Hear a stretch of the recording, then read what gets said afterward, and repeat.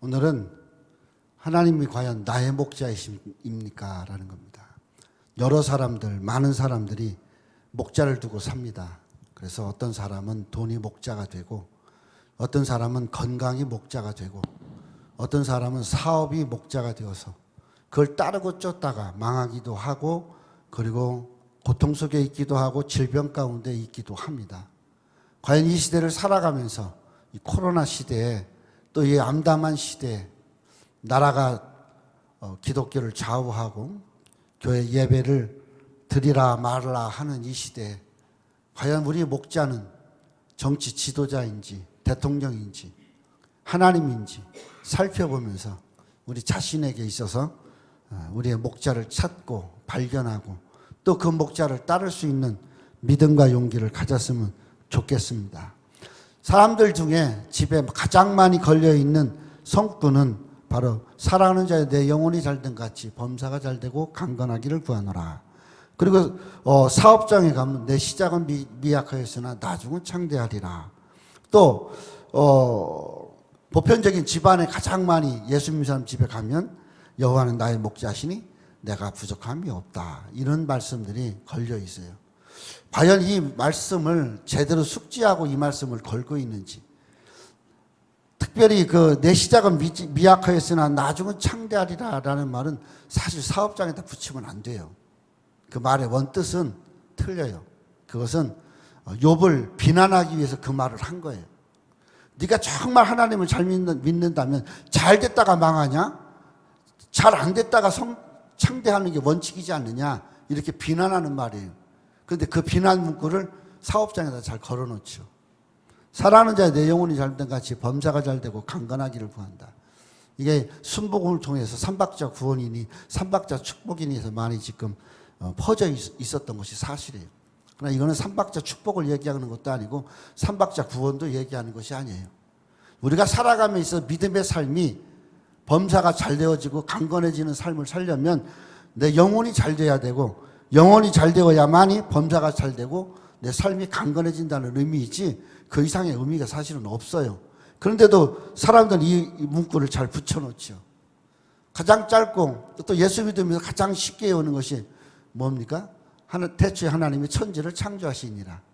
우리가 이런 문구들을 보면서 그 문구가 주는 의미를 좀 생각하면서 받았으면 참 좋겠다 싶습니다. 본문도 역시 마찬가지입니다. 이 본문은 이 시편 23편은 여러 가지로 해석이 됩니다. 또 다양하게 해석돼도 다 그럴듯해요. 알레고리컬하게 해도 되고 또 너무 은사적, 은혜적으로 가도 되고 어떤 때 이렇게 하든 저렇게 하든 그 해석이 다 우리에게 들어와집니다. 그러나 할 수만 있다면 성경적으로 그 말씀 속에서 그 뜻과 진리를 찾는 것이 더 중요하다고 생각합니다.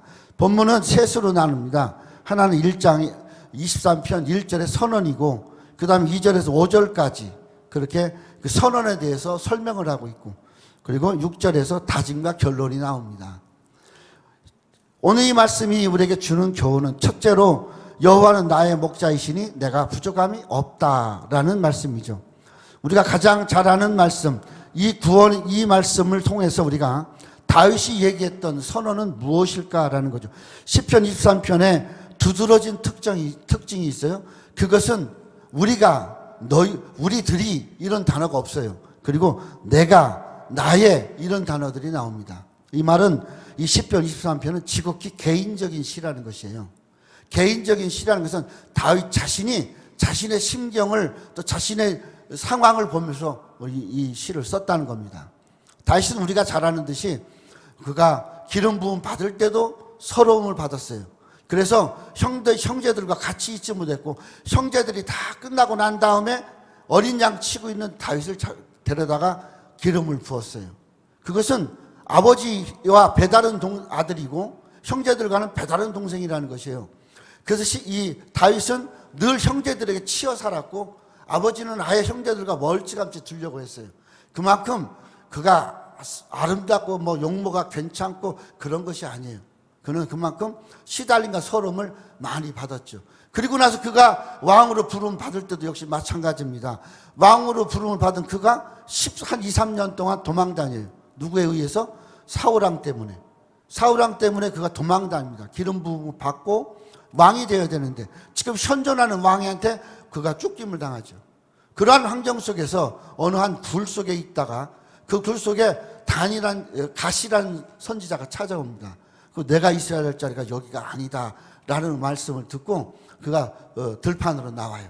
그리고 들판에 많은 풀들 속에서 그가 서서 자기를 인도하시고 함께 해주셨던 그 목자이신 하나님을 기억하면서 상기하면서 노래했던 시가 이 시예요. 그러니까 배경을 보면서 우리가 다윗이 왜 이 선언을 했을까? 그리고 다윗은 지극히 나라고라는 것을 강조하면서 하나님과 나와의 관계, 하나님과 다윗과의 관계를 설명하고 있다는 것을 볼 수가 있습니다. 이 다윗이 주목하고 있는 것은 다윗이 양들을 키웠을 때의 관계와 하나님과 다윗의 관계는 똑같다라는 것이에요. 너무나 닮고 너무나 똑같다는 것이죠. 그래서 양은 목자를 의지할 수밖에 없고 다윗은 하나님을 의지할 수밖에 없다라는 것이죠. 양은 생존을 위해서 그가 어떻게 뭘 해야 될지를 모르는 것이 양입니다. 그만큼 양은 무능해요. 왜냐? 양은 초근시이고 양은 다리가 짧고 털이 많이 자라면 그 털에 의해서 걷지도 못하고, 그리고 양은 싸울 무기가 없어요. 염소는 뿔이라도 있죠. 양은 싸울 무기도 없습니다. 그러니까 사나운 짐승이 오면 그냥 먹혀야 되는 것이 양이에요. 마치 다윗도 역시 마찬가지입니다. 하나님이 돌봐주지 아니하면 먹힐 수밖에 없고 죽을 수밖에 없고 쫓길 수밖에 없는 그런 환경이라는 것을 고백하고 있는 거죠. 양은 참 어떻게 보면 초식동물 중에 가장 답답합니다. 양은 목표를 향해서 달려가는 것이 거진 없어요. 여러분 한번 텔레비전이나 나중에 한번 보세요. 양이 어떻게 하고 있냐? 양은 목표가 없어요. 그냥 지들끼리 뛰고 놀고 그래요. 그리고 양은 겁이 많아요. 그래서 뭐 기린이나 말이나 당나귀나 이런 것들은 잘 눕습니다. 소도 초식동물 중에. 그런데 양은 눕는 법이 없어요. 서 있지. 왜? 누가 여차하고 바시락거리면 도망가야 되니까. 또 양은 겁이 많습니다. 그래서 못 눕는 거예요. 그리고 다리가 짧아요. 그래서 조금 그 자기 무리가 떨어져 있으면 그 냄새를 못 맡으면 양은 그 무리에서 떨어지게 됩니다. 그러니까 양은 서로 붙어서 밀접하게 움직이려고 하고, 그리고 누가 도와주지 않으면 그 덩치로 이 양은 뛰다가 자빠지거나 넘어지고 굴르고 그럽니다. 그게 양의 모습입니다. 그냥 도망가야 되는데 다리가 짧으니까 속도가 안 나요. 그러니까 양은 아무데도 쓸모가 없어요. 그 털하고 젖밖에는 쓸모가 없어요. 오늘 우리의 모습이, 다윗은 자기의 모습이 하나님 앞에서 이런 마치 아무 쓸모없고 무능한 양의 모습이 본인의 모습이라고 고백을 하고 있는 겁니다. 또 목자 없는 양은 참 위태하고 불쌍하게 보입니다. 그것은 양을 목자가 지켜줘야 되는데 목자가 없으면 아무것도 할 수 없어요. 풀을 뜯어먹을 수도, 물가로 가지도 못해요. 물가에는 물이 무서워서 양이 못 갑니다. 풀도 잘못하면 미끄러져 자빠지고 넘어지기 때문에 풀을 조심스럽게 뜯어먹어야 되는데 두려워서 뜯지를 못하는 거죠. 그러기 때문에 이 양에게는 목자가 꼭 필요한 존재이고, 양은 목자로야 말미암아서 자기가 원하는 것을 성취하고 이룰 수 있는 거죠. 다윗도 역시 마찬가지입니다. 자신의 성취, 이루고자 하는 것, 자기가 뭐 왕이 되고 싶어서 하나님 앞에 불러서 하나님 나 기름 부어주세요도 아니에요. 자기 아버지나 자기도 마찬가지로 이 왕으로 선택되기가 싫어서 양을 치러 나갔던 사람이에요. 그런데 어쩔 수 없이 불려와서 기름 부음을 받고, 기름 부음 받았다는 것 때문에 10여 년 도망 다니고 피해 다니고 목숨을 부지하고 있고, 그가 왕이 돼서는 어떻게 했어요? 자식들에 의해서 왕궁에서 쫓겨나가기도 합니다. 어떻게 보면 왕답지 못한 왕이에요. 그럼에도 불구하고 다윗은 이스라엘에서 가장 위대한 왕이라고 이야기합니다. 그것은 뭐냐? 다윗은 전적으로 하나님만 의지하는 사람이었다는 것이죠. 오늘 우리는 전적으로 하나님을 의지해야 됩니다. 하나님이 나의 목자가 되지 아니하면 우리도 이 양들과 다를 바가 없어요. 무능하고 고집세고 앞도 바라보지 못해서 내 사지 분간 못하고 그렇게 살아가는 것입니다. 두 번째로 다윗은 하나님이 자신의 목자이고 부족한 것이 없다고 선포를 하고 있습니다. 그 선포가 뭐냐? 그가 나를 푸른 초장에 누이시며 쉴 만한 물가로 인도하신다라는 겁니다. 하나님이 목자 되신 이유가 뭐냐? 한마디로 나에게 쉴 공간을 제공하고 쉴 수 있게 해 주신다라는 것입니다. 하나님이 목자로서 내게 가장 중요한 모습이에요. 그게 푸른 풀밭, 그 다음에 맑은 물가예요. 쉴 만한 물가. 푸른 풀밭은 이스라엘 땅에서 내 물가가 아니면 푸른 풀밭은 거진 없어요. 광야이기 때문에, 대부분이 광야이기 때문에 광야에서 풀을 찾는다는 건 쉬운 것이 아닙니다. 그런데 광야에서 풀을 뜯게 하기 위해서 광야에서 자생하는 그 억센 풀이나 혹은 그렇지 아니하면 가시덤불 속에 있는 풀을 먹여야 돼요. 또 가시덤불에 자라고 있는 이파리를 먹여야 되는 겁니다. 그것이 많은 곳으로 인도해야 돼요. 그리고 그곳에 할 수만 있으면 물이 잔잔하게 흐르거나 고여 있어야 되는데 양들은 고인 물을 잘 안 먹는다는 사실이에요. 고인 물을 잘못 먹으면 배탈이 나서 죽기 때문에 그래요. 그러면 우리 삶도 한번 돌아보세요. 목자인 하나님을 찾으면서 우리의 형편에서 내가 내 마음대로 하고 싶은데 내게 주어진 것은 가시덤불 속에 있는 풀이나 아니면 너무 억세서 씻기가 힘든 풀인데 목자는 이것을 먹으라고 그래요. 왜 그럴까요? 내가 살고 있는 환경이 너무 척박하지만 그래도 하나님의 인도하시는, 공급하시는 그 하나님이 주시는 양식이 있다는 거죠. 이스라엘 백성이 광야를 40년 나올 때 그들의 삶 속에서 하나님 그들에게 준 것이 두 가지입니다. 그건 뭐냐? 만나예요. 또 하나는 뭐냐? 반석에서 흐르는 물이었어요. 반석에서 흐르는 물은 그 반석이 따라왔는지 아니면 그 물이 흘러서 그들을 따라왔는지는 모르지만 고린도에서 보면 분명히 움직이는 반석이라고 표현을 합니다. 이스라엘 백성을 따라온 반석이라고 이야기합니다. 그 반석에 흐르는 물과 매일 아침 바라보면서 떨어지는 그 이슬 같은 만나밖에 없다는 거죠. 오늘 먹고 내일 과연 이슬이 떨어질까? 내일 만나가 될까? 그 근심 속에서 밭으로 나가지 못하면, 밖에 못 나가면 음식을 못 먹는 것과 똑같아요. 양들도 마찬가지입니다. 그래서 양들은 목자가 여기가 괜찮아 하고 목자가 서 있는 곳에서는 무조건 뜯어먹어요. 그 풀이 어떤 풀이든 간에. 그러나 목자가 그곳에 서 있지 않냐고 움직이면 절대 풀을 안 뜯는다는 거예요. 오늘 우리가 비록 우리의 삶 속에서 주어진 여건과 형편이 힘들고 어려워, 또 특히 코로나 시대에 암울하고 하나님은 마치 응답하시지 않는 것 같고, 그리고 주변에서는 조롱하고 비난하고, 교회에서 예배드리면 뭐 낮은 게 있느냐, 교회에서 코로나만 자꾸 생겨서 코로나 발생지 아니냐, 이런 소리 들어가면서 이런 힘든 시대 우리에게서 직면한 것은 뭐냐? 그래도 하나님은 말씀을 통해서 만나를 주시는데 만나를 먹을 때마다 사람들은 비웃는다는 것이에요. 그거 먹으면 뭐해? 그거 가서 예배드리면 뭐해? 그냥 아무데나 들어넣어서 핸드폰 켜고 인터넷 켜면 되는데, 그러면 예배 다 나오는데 하나님과 대면하는 것을 싫어하고 하나님 앞에 서 있지 못하게 만들어요. 이러한 시대에 우리는 그 만나를 먹어야 된다는 것이에요. 하나님이 주신 영생수를 마셔야 된다는 것입니다. 그것이 안식이라는 거예요. 양들의 안식은 편안하고 누워서 막 뒹굴고 그런 안식이 아니라 목자가 지켜주는 그 한도 안에서 그냥 코가 이 가시에 찔려서 피가 날지언정 그걸 뜯어먹거나 아니면 먹혀서 입술이 찢어지는 그런 상황에서 풀을 뜯던가, 그래도 목자가 있는 데서 뜯어먹는 것이 안식이라는 거예요. 오늘 우리가 하나님이 목자이신 이유는 여기에 있는 겁니다. 물가로 인도하신다고 그러죠. 물가가 뭐예요? 물가라는 것은 물이 찰랑찰랑 흐르는 것을 이야기해요. 냇물에서 물가를 만들기가 쉽지가 않아요. 특히 이스라엘에서는 이 경사가 급한 데가 많기 때문에 물이 한번 흐르면 쫙쫙 흘러버려요. 그런데 여기서 양들이 무슨 물을 마실 수 있겠어요? 그러니까 목자가 먼저 들어가서 위에서부터 돌을 깔아요. 돌을 주워다 깔아서 돌 사이로 잔잔하게 흐르게 만들어요.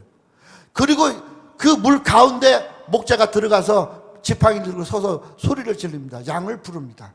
그럼 양들은 그 속에 그 물 속으로 들어와서 그 물을 마셔요. 물을 두려워하는 그들도 마셔요. 물은 흐릅니다. 급하지는 않습니다. 그러나 이 물이 흐를 수 있도록 목자가 노력하는 거죠.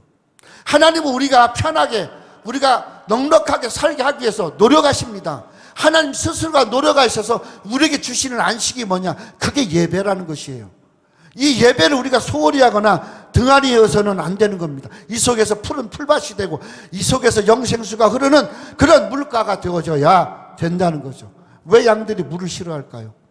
양은 털을 깎아야 될 시기가 가까워서 털이 길게 나고 또 시기를 넘으면 그것이 엉키고 뭉쳐버려요.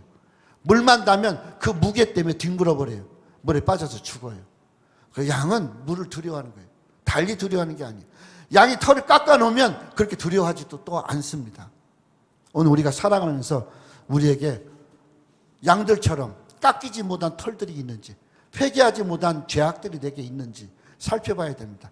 또 양은 털이 길면 이렇게 우리 속에 있다 보면 자기가 싼 똥에 뒹굴고 이렇게 돼서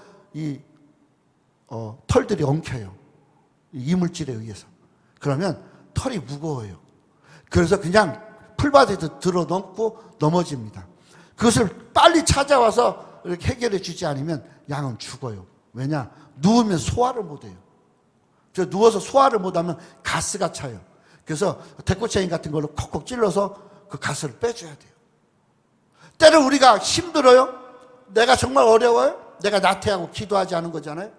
그럼 내가 누워서 어떻게 할지 모를 때 말씀이 송곳이 돼 우리를 찌르는 거예요. 내 속에 있는 악한 것들, 내 속에 있는 더러운 것들을 빼내게 하시는 거예요. 그러면 내가 다시 일어나서 털을 깎고 그리고 순한 양으로 살아갈 수 있게 인도하시는 겁니다. 목자가 양에게 필요한 이유는 여기에 있습니다. 내 백성이 두 가지 악을 행하였나니 곧 생수에 구는 데는 나를 버린 것과 스스로 웅덩이를 판 것인데 그것은 물을 저축하지 못할 터진 웅덩이라. 예레미야 2장에 이야기하고 있어요. 이스라엘 백성의 잘못을 두 가지로 이야기하는데 하나는 무엇이냐? 생수를 버렸다는 거예요. 생수이신 하나님을 버리고 그리고 웅덩이를 찾았는데 이 웅덩이는 고여있는 물도 아니고 터져서 물이 흘러서 물이 없어요. 마른 물 웅덩이가 됐다는 거죠. 결국 하나님을 섬기지 못하는 것은 마른 웅덩이에 물을 먹겠다고 주둥이를 내는 거랑 똑같다 이 말입니다. 세 번째, 내 영혼을 소생시키시고 자기 이름을 위하여서 의의 길로 인도하신다. 그렇게 3절에 이야기합니다. 소생이라는 말은 원래 뭐냐? 제자리로 돌려놓다라는 것이 소생이에요. 회복하고 이것이 아니야. 이 회복도 역시 마찬가지. 그 전에 있었던 이 기운을 차리게 해주는 것이에요. 결국 소생이라는 것은 원래 자리로 돌려놓는 거예요. 양이 가다가 넘어집니다. 양이 가다가 이탈을 합니다. 이탈을 하는 이유는 두 가지예요. 하나는 뒤집어져 있거나 하나는 냄새를 못 찾아서 지 마음대로 도는 거예요. 빙글빙글 도는 거예요. 이 양을 원위치시키는 걸 뭐는 거예요? 양 무리속으로 인도하는 거예요. 넘어진 양은 이렇게 세우고 또 가스가 찬 양은 가스를 빼주고 그리고 위탈한 양은 막대기로 툭툭 때려서 들어오게 해서 이게 원위치 되는 거예요. 신앙이 소생되어져야 돼요. 우리의 신앙이 지금 이 코로나 위기 속에서 소생이 되어야 되는데 소생되어야 될 방법이 뭐냐? 예배를 통해서 우리가 돌아와야 된다는 거예요. 회복해야 된다는 거예요. 소생해야 된다는 거예요. 내 자리를 찾아야 된다는 것이에요. 근데 교회로서의 자리를 못 찾아요. 양은 방황하는 속성이 있어요. 그래서 자꾸 겉돌려고 합니다. 오늘 우리들 스스로가 방황하는 방랑객이 아닌가 생각을 해봐야 돼요. 하나님 말씀을 따르지 아니하고 하나님의 사명을 따르지 아니하고 시력이 나빠진 거죠. 시력이 나빠지면 안경을 쓰든가 그래야 되는 거잖아요. 성경에도 그렇게 이야기하잖아요. 뭐라고 그러지? 계시록에 보면 너희들의 보이지 않는 눈을 안약을 사서 먹어서 보이게 하라 그렇게 이야기하고 있어요. 오늘 우리 눈을 떠야 돼요. 영적인 눈이 떠져야 되고 삶 속에서 눈이 떠져야 돼요. 그리고 내가 믿음으로 갈 수 있는 길을 봐야 돼요. 그러지 못하면 우리들 스스로 넘어집니다.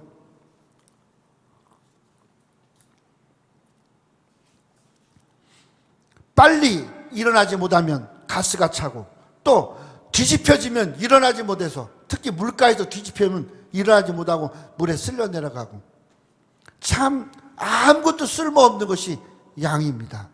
그러한 양에게 꼭 필요한 것은 목자이고 목자에게 꼭 필요한 것은 양이라는 사실입니다.